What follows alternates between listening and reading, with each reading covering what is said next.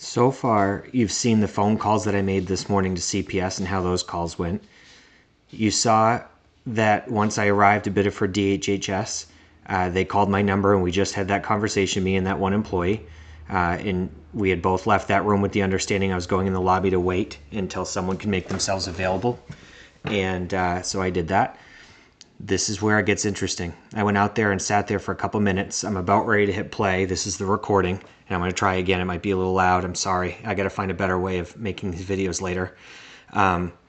But it's going to show after like 2 minutes of sitting there, I was fidgeting with my laptop and such. And there was this guy standing next to me, and I realized that I had selfishly had some of my belongings on the chair next to me. So I quickly moved it, got everything situated, and then told him, hey, you can sit here if you don't mind, or if you'd like. And he says something, I'll let you listen to it. But from that point, for the rest of this recording, this is wild. Just listen, if you would. Grab a seat if you want. Sorry, I didn't mean to take that on you. No, you're good. Shouldn't be sitting along this. Oh, there you go. There's talking because there's quite a few people in this lobby right now, probably like 10.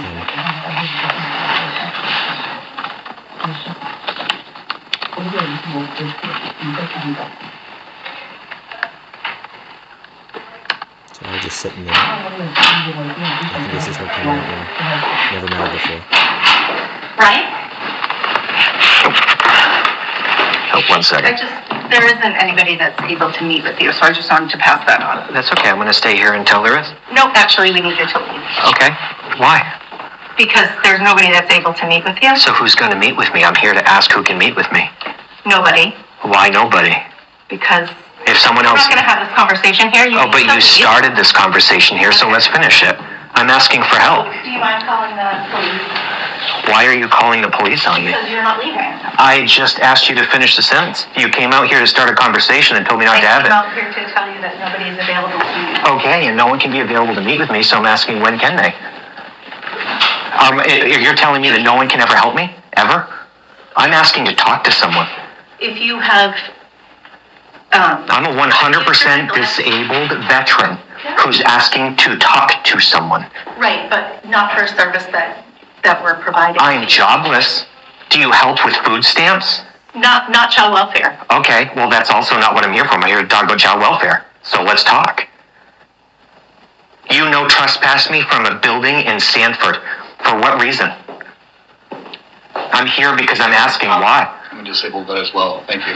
Thank you, sir. Honestly, thank you. Man, I offered the seat to go. There's nobody here to meet with you. And if you I'm going to leave right now. Okay. I'm going to leave right now. Okay. Before you continue to paint your narrative that you've been doing this whole time. What's your name, by the way? Jean Haynes. Jean Haynes. What's your role? I'm the associate director. You're associate director. Okay, so if you're telling me that you tell me why am I here? My understanding is that you wanted to meet with me Yeah? about a child welfare matter. Yeah. He's not available to meet with When is he going to be available? Because I made it clear that I want to speak with him. He can check his schedule. He's not going to meet with you. He's never going to meet with me. Why? I want an answer. We're not having this conversation. No, because people can see the abuse. I want an answer. Why is this man who works for this department, and I'm a civilian, a 100% disabled vet, asking to speak with him? This morning, these people hung up on me. Open involvement? You guys literally coerced me to sign a divorce decree. There's more information that I want to discuss that shouldn't be here. Okay. Okay, you don't need to call again. This will be all over the news. What's your name? One more time? Jean Haynes. Jean Haynes. We'll be in contact. Thank you again, sir, and sorry, everyone. I appreciate it. I said thank you again, sir, to the veteran who shook my hand. So in the middle of that, he spoke up and said, I'm a veteran too. And he shook my hand sternly and stared me straight in the eye. He saw me. He saw me.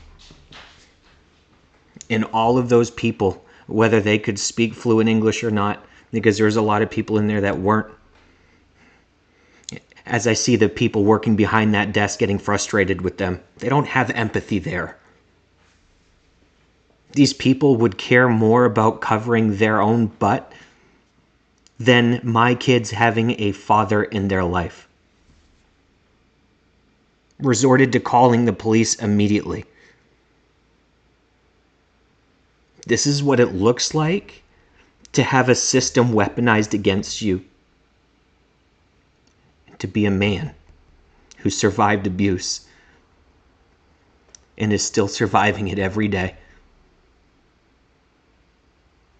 Even when the weight of it makes it hard for me to even want to get out of bed. But I owe this to my kids. I fight through this. I climb this mountain that seems never-endingly tall with no one answering my pleas for help. But I keep climbing even when I don't feel like I have any energy left. Because my boys deserve that. Why doesn't CPS agree?